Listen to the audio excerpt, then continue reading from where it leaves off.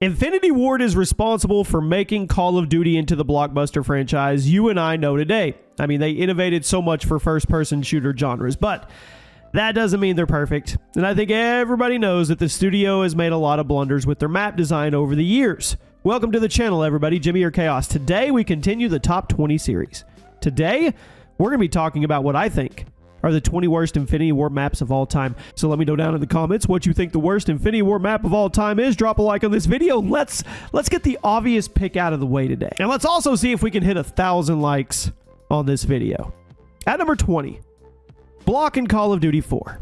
Call of Duty 4 did a lot of things really well. Heck, if it weren't for Call of Duty 4, the franchise wouldn't be where it is today. But with how experimental the map design was in the game, there was going to be some bad ones, and Block was one of those. This map was just way too big and convoluted for 6v6 multiplayer gameplay. If you're playing domination here, you might as well just disconnect as soon as the other team captures the B flag, because there's no way you're going to get it back. Now, I respect how crazy the layout is, because there really wasn't anything quite like this on the PS3 or the Xbox 360 back in the day. But it wasn't fun to play on. I think it's worthy of a spot. No disrespect to COD 4, but this map was horrible. And I know there's going to be people flying to the comment section saying, what are you talking about? Block is one of the best maps of all time. No, it's not. At number 19, Retaliation in Infinite Warfare. Now, the maps were honestly pretty decent in IW if you ask me, but Retaliation was always the one that people talked about being particularly bad. Some people even calling this map Stonehaven 2.0 because it was big and campy. I don't think it was ever quite that bad, but I digress. It was definitely the slowest map in the game. A lot of people really didn't like it. If you were going to have a game with jetpacks and wall running, you should make the maps capable of showing that off. But Retaliation was a total opposite. Huge, slow, methodical. There was nothing about it that really made you feel the awesomeness of the specialist abilities or the movement. I'm going to give it a hard pass. At number 18, Azir Cave in Modern Warfare 2019. Now, this was one of the better launch maps in the game, but that's really not saying much because it's still one of the worst maps in Infinity Ward history. The launch maps in this game were really bad, and Azir Cave unfortunately showed off a bunch of things about that game that people hated. The lighting was terrible, the spawns sucked, there was a bunch of safe spaces, and more than half of the map was indoors, so if you managed to get a kill streak, most of them were useless. If you thought this map was bad, just wait, because there are several more maps from this specific game coming up on this list. At number 17, Siege and Ghosts. Particularly large map in a game full of large maps, and it quickly became one of the most hated maps in the entire game. It took place in an abandoned mining complex, and it had a lot of the same problems that Azir Cave had, but on a larger scale. The layout was convoluted, the lighting was bad, the spawns were unforgiving, and the pace as a result was absolutely horrible. Nobody wanted to play here, and if you loaded into a match in progress here, you probably backed out and searched again. This map was huge. Huge. At number 16, a classic, Wasteland in Modern Warfare 2 2009. Now, this map was actually a remake of a classic COD map from the old school World War II era, but it actually wasn't bad at all back then due to the simpler gameplay and lack of kill streaks. But when the map was turned into Wasteland in the original Modern Warfare 2, it quickly garnered a negative reputation because it was just easy to exploit. It was absolutely gigantic with a ton of places where you could camp and get easy streaks with a sniper rifle, and then once you got to 5 or 6, all you had to do was hide in the corner somewhere, let the AI do the work to get you to your nuke. Super unbalanced map, had some nostalgia values thanks to it being in Modern Warfare 2, but it was absolutely not a well-designed experience. At number 15, Greenburg Hotel in Modern Warfare 2 2022. The map that takes place in a giant hotel in Amsterdam. Pretty cool conceptually, but it falls apart at the wheels once you start playing it. It seems like this could have been a really cool map, but the gameplay of Modern Warfare 2 did not allow it to shine. It very quickly gets campy, and it gets random because of the bizarre spawn points and abundance of safe spaces inside the main building. It was carried over into Modern Warfare 3. Definitely plays better in that game than MW2. I mean, the original, though, was pretty bad. I think it deserved to get a little shout out on today's list. At number 14, Shipment in Modern Warfare 2019. Now, we all know Shipment is a classic map, part of COD history, but this version that showed up in this game was pretty terrible, and I don't care if that makes you dislike the video because it's true. Classic Shipment was ridiculous, but balanced. Had intelligent spawn points, cover pieces for getting from corner to corner. Modern Warfare 19 version of Shipment, it not only ruined the spawn logic, but it also changed the layout. It opened up some of the sight lines while closing others and giving the player more verticality. As a result, this version of Shipment is it's just complete absurdity instead of being well-balanced chaos. You may have liked Shipment in the game for the sake of quick camo grinding. I get that. But I thought it was a horrible reinterpretation of the most nostalgic COD maps ever. At number 13, Whiteout and Ghosts. Now, usually I love snow maps in Call of Duty, but even though Whiteout was pretty cool from a visual standpoint, the gameplay here was bad. It ruined what could have been a really cool setting. You battle the other team while running around an abandoned fishing outpost in Alaska during a snowstorm. That's cool. But just like a lot of other maps in Ghost, way too big, way too convoluted to be fun. You just ran around randomly until you got killed by someone sitting in a random corner that you could barely see because of how bad the lighting was. It was a total waste of what could have been an awesome snow map. At number 12, raise your hand if you've never played this map. Fuel in Modern Warfare 2 2009.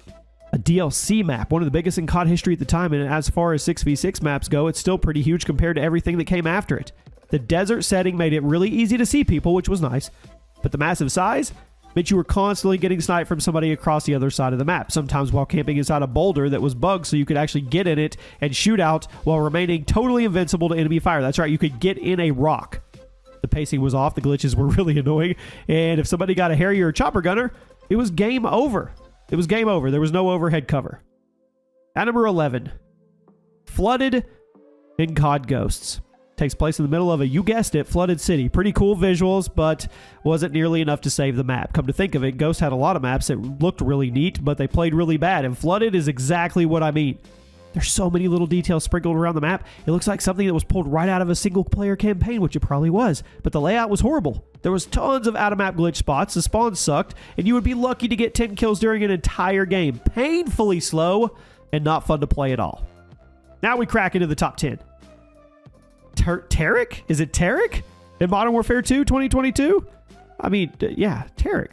Map was mainly known for being a complete camp fest due to the abundance of the little buildings and places you hid out. Sure, you could get around the map pretty quickly if you ran outside, but why would you do that in a game where you could just find a nice corner and never move? Modern Warfare 2 had some really campy maps, but from what I've seen, this was one of the worst. It's the kind of map that makes you wish there was a map filter in Call of Duty. At number 9, who remembers Free Fall in COD Ghost? Infinity Ward got a little too ambitious with this map. Took place in a collapsing skyscraper, which looked awesome in videos and promotional art, but in practice, it literally gave you motion sickness because of how frequently the screen would shake and how often the floor would start moving around when you were trying to figure out what was going on. And even if you took away the shaky effects and the bad lighting, it just wasn't a well-designed map on its own right. It was a map that absolutely nobody wanted to play on. In matches here, they would frequently get super lopsided because half the lobby would just disconnect after loading in because they didn't want to get sick and puke by playing a game. At number 8, Derail in Modern Warfare 2 2009. I would confidently call this the worst map in the original Modern Warfare 2. I think people would agree with me. It's way too big, way too cluttered. I mean, Wasteland can sometimes be fun despite being so big because of the sniper streaks you could get or the in the spawn noob tubes. But Derail, slow in the pacing department. It was a map that the only viable strategy was camping, which was not fun to play. It sucked in the original Modern Warfare 2. It sucked again when it was brought back in Modern Warfare 2023. And honestly, I think the MW3 version would have been better if Sledgehammer just forgot about the map when they were remaking all the classic Modern Warfare 2 maps. At number 7, Stonehaven and Ghost, one of the most infamous maps in COD history. Absolutely gigantic, and it did have some cool visuals for the time, but it played like total hot garbage. I mean, you would just run and run with no action before getting ripped apart in a split second by a camper, only to respawn 5 miles away from where that happened, at which point you would just have to hold down the sprint button for another 5 minutes, rinse and repeat until the match ended. It was almost like this, you were just being punished. Horrible map, horrible experience, absolutely not recommended, but believe it or not, I actually think it's only the 7th worst map Infinity Ward design. There's some really bad ones coming. Get ready. At number 6, Euphrates Bridge in Modern Warfare the Reboot. This map was basically Gustav Cannon from COD World War II, but taken to the extreme. 2 teams spawned into a map. Giant piece of high ground in the dead center. Winner of the match was basically whoever captured that area first. Spawn trapping? Ridiculous. It was just too easy to sit up in the middle of the bridge and snipe anybody who spawned in, long before they got remotely close to you. Domination on the map? Basically unplayable. Because somebody in Infinity Ward thought it was a great idea to put the B flag on top of the bridge as well. So whoever got the B flag won the game 99% of the time. This is a truly horrible map. I'm almost impressed with how horrible it was. Now we arrive at the top 5. Soldal Harbor in Modern Warfare's Reboot. It was released as part of Season 5 of Modern Warfare. Looked impressive, played like garbage on a stick. The map was actually a remake of Harbor from Call of Duty 1, and yet another example of classic COD maps playing really badly with modern COD gameplay. This one had some of the weirdest alleyways and levels of any COD map to date. It did not lead to good gameplay. The set pieces outside were way too tall, the hallways were way too narrow, and it made the map feel like total BS. I know people like COD maps that are straightforward and fast-paced, but this one took it too far. The first 3 COD games were really stripped down back then. They were simple. Maps designed for that gameplay don't work with modern COD gameplay. At number 4, Stormfront and Ghosts. Maybe a hot take. I actually think this is the worst map in Ghosts. Yes, I think this is worse than Stonehaven. Stormfront is basically all the worst things about COD Ghost map design rolled into this big, ugly map burrito. The visibility was terrible. The spawns were terrible. It was absolutely gigantic. The layout was convoluted. It was confusing. And on top of all that, the cherry on top of the map sundae was there was a bunch of out-of-map glitch spots as well. Has to be one of the worst maps in COD Ghost, if not the worst. I mean, I love the guys over at Infinity Ward, but they made some really bad maps over the years. At number 3, Grozny Raid and Modern Warfare the Reboot.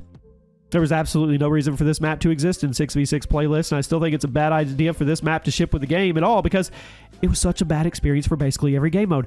Not only was it huge and complicated, but it also had approximately, I'd say, 5 million windows for you to get shot from whenever you tried to move from one location to another. I'm sure you guys saw that video that went viral of somebody checking both directions before they crossed the street on Grozny Raid, only to get blown up by 50 different angles when they went. And that's what the map was. That was the realistic experience. If it was exclusive to 10v10 playlist or maybe even thrown into Ground War with some extra space, maybe it would have been okay.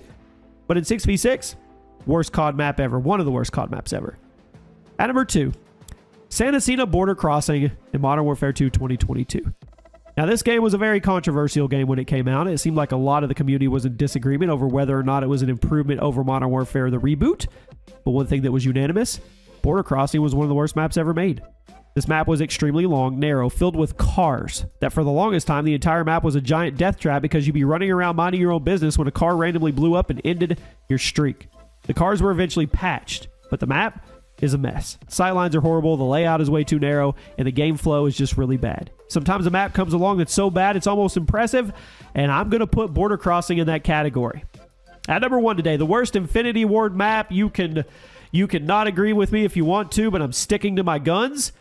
It's Piccadilly in Modern Warfare the Reboot. Not too long ago, we did a whole video about this map being the worst Call of Duty map ever made, and I stand by it today. It looks amazing. I'm still super impressed that Infinity Ward was able to make a map that looks this good on a console that came out in 2013, but the layout, lighting, spawns, objective, and placement of the map, it's one of the worst PvP experiences ever. The camping here was insane. If the enemy team managed to capture both of the sniping positions, you may as well have backed out. It was so bad. There was a clip that went viral of one of the Infinity Ward developers backing out of a lobby after it came up in the pre-game loading screen. If that doesn't mean a map is bad, I don't really know what to say. To me, this is the worst Infinity Ward map of all time, as well as the single worst Call of Duty map ever made. There, I said it. Now, give me 2 honorable mentions of Infinity Ward maps that deserve to be on this list today, and I'll see you guys soon.